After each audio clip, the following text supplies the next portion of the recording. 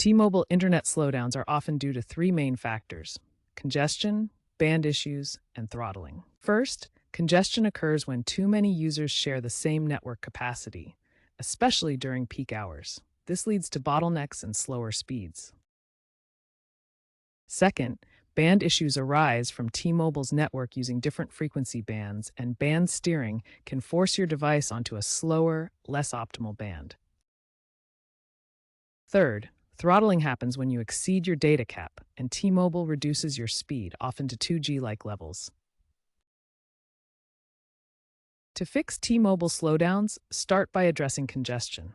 The only solution is to use the internet during off-peak hours when fewer people are online. For band issues, check your device's settings or use a network monitoring app to see which band you're connected to.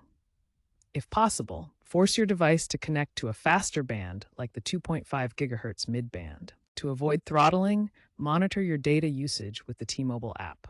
Consider upgrading your plan for more data or contact support for exemptions. A VPN may help bypass throttling, though T-Mobile disputes its effectiveness.